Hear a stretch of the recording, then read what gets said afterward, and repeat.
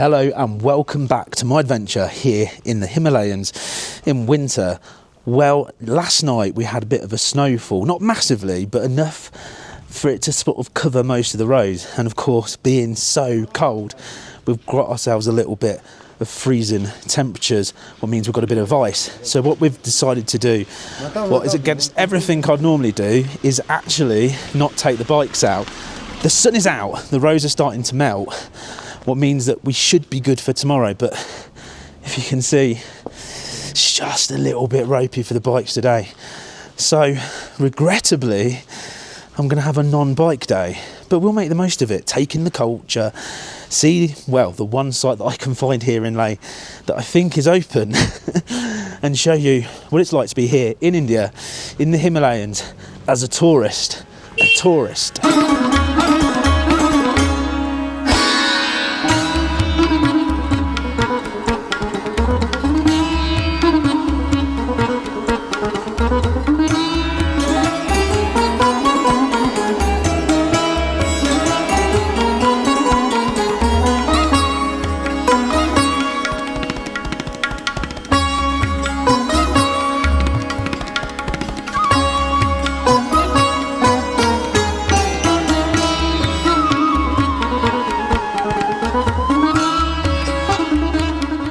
So after walking up from basically down there all the way up this bit through some very interesting lanes, like I said, we've been a tourist today. So ladies and gentlemen, I'm going to give you Leh Palace, but I'll do it in 11 out of 10 style. Yeah, it's fine. We'll make it good. Yeah. I so prefer being on a bike. Right, tourist version, here we go. Okay, Paul, we can see the palace from here, right? So I want you to do, this is what tourists do, they come all this way, stare at it and just go, oh, wow. Oh, wow. Boys, hello. We're doing the tourist thing, right? Yeah. Because people actually do this and come all this way just to see crap like this. So we're going to try and make it look good. So I've got Paul to do it. I both want you to stare at the palace behind me and at the same time both go, oh, wow. Oh, okay. Go. Oh, wow. Where is it? You're supposed to say it together. I did. Oh, for God's sake. So, the transport guy, he knows everything. So what is Leh Palace? It's a former royal palace built, I believe, in the 1600s. And then towards the end of the 1600s, they were kicked out by the new Indian rebels and sent further afield, higher into the altitudes, because the invaders couldn't cope with the higher altitudes, and that's why we're not invading it today. And in its original glory, the upper floors would be gloriously decorated, and that has been maintained to absolutely no level whatsoever. We are going to see a building that's falling down, basically, and hasn't been. So just to summarise, it looks more like a prison. It does look like the Germans have modelled their. Can't say that. No, okay, go those people. Many a prisoner of war camp or prison has been modelled on this building. To be fair, I wouldn't want to live here. What we'll do, I wouldn't want to walk here every morning. I'll show you 11 out of 10.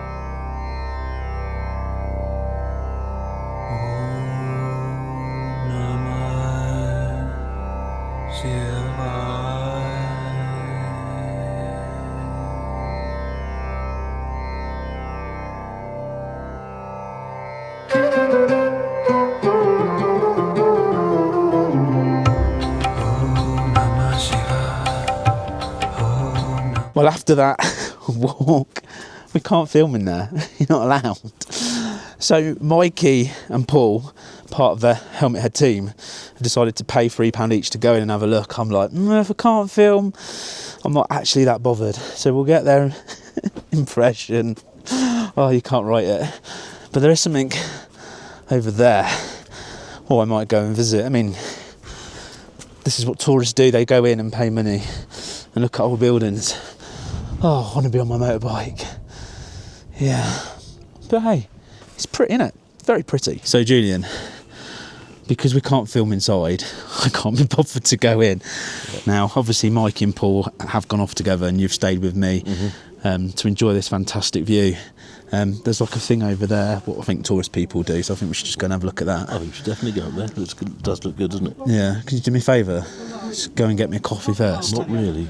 Unless you want to get me one on your travels. No, it's your job. Okay, well, I'll buy you one down the town. I want one now. I haven't got one. Rubbish. I don't know where to buy it either. Anyway, should we go and see that other thing up there that looks touristy? Let's go, let's do it. Let's do it. So our aim is to go there. Let's see whatever that is. Now this is more interesting. The classic 350 in India. So of it being in the UK, and look at that. What a beauty. Now Julian. Yes. I'd rather stare at that. I'd rather spend my day looking at a bike that's half knackered. That's nice, isn't it? It's lovely. Yeah. I mean, I'd imagine sitting here with a beer, right? Sipping a beer and staring at a proper Royal Enfield in India. Bring it on. That's There's cool. the beer shop. Well, I've got a couple in the room. We could go and get them and bring them back. Let's do that. Yeah, it's a long way, no. Getting up here was hard enough. And then look, even a scooter. That's more exciting. Anyway, let's go and see what we've got coming up on this mountain thingy, my bobby thing.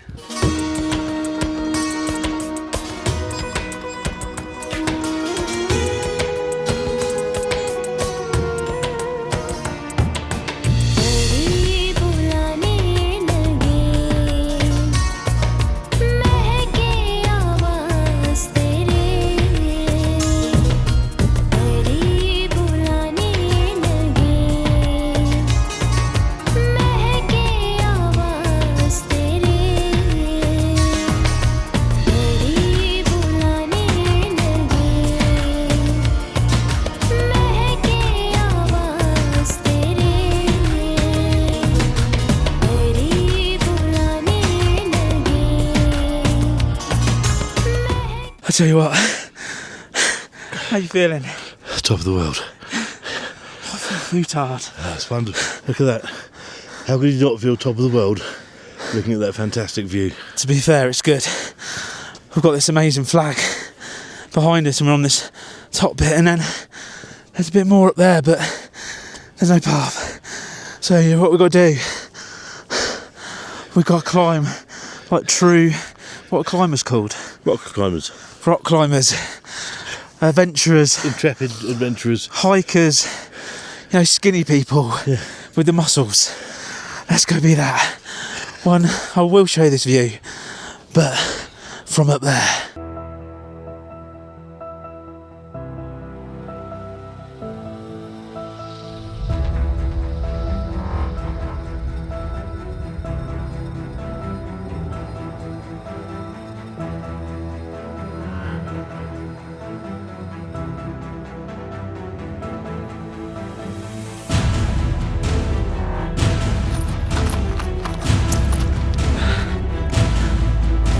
Come on, Julian. Yes. Whoa.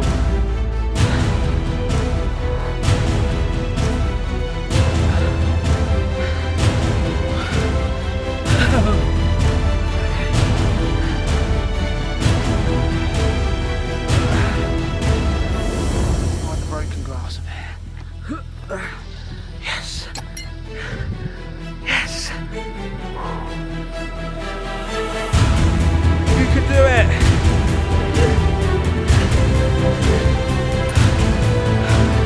Dude, we're true adventurers. True adventurers. I have no idea what this is.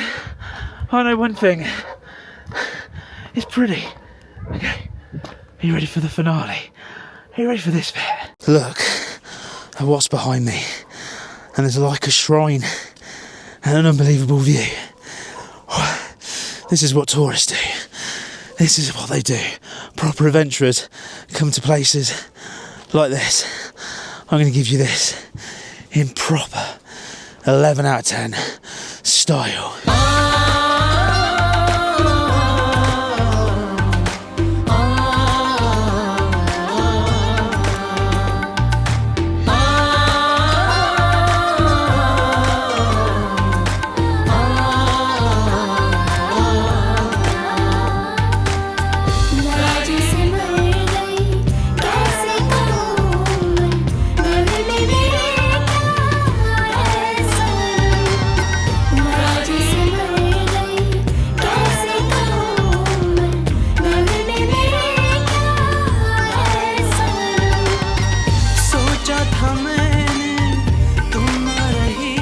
Okay, everyone's just seen it on camera. Yeah. This 11 out of 10 scene, this moment, this huge moment. We've just walked up this massive mountain. I reckon it's at least 20k. Just climbed a sheer mountain, like dropped, like ruddered, like Indiana Jones. To No get ropes. No ropes. No like ropes. well, no, we don't need ropes. We're like proper adventurers. Now, inside that cave, if I said to you, there's a bottle of pop, a packet, a matchbox. A really cool. I'm not going to be rude because it's a cool, like, I don't know, shrine metal thing, and had some instructions on how to fix them. Fix something. Would you believe me? No. Okay. I know what's in there. Okay. There's a snow leopard Okay. hibernating for the winter, Okay. and there's probably a brown bear or two Okay. just foraging. Okay. Well, they're not foraging yet because they're in the cave, but they're Okay. coming out at night foraging. Do you know what? Am I right? I'm I am, aren't I? go and have a look, and then come back and tell me if it was worth it. Go. This looks exciting. There's a little shrine with some offerings to the gods. There's no snow leopard. And there's no brown bears, as far as I can see. But it's a shrine. Wonderful. That was incredible. It's a lovely little thing. I don't know the religious significance of it. Did you see the matchbox? I did see the Did you matchbox. see the bottle of pop? I did, yeah. Did you see the instructions? I looked at the shrine. I looked at the positive things. Can I ask you the a positive question? message. A serious question, right? Yeah. Do you reckon the instructions is, like, it's come from IKEA, it's a flat pack and they don't understand it, so they've brought the instructions to the gods so they can be led on how to build their flat pack like chest of drawers? Do you think so? I reckon that's the reason why. No, I don't think so. I think those instructions have been passed down through thousands of years of monks and religious folk. They look new. Well, they have to reproduce them because they get out of date, and you have to update the language, and things just simply wear out these days, so you have to replace them. One thing, you still look like a porn star with those glasses on.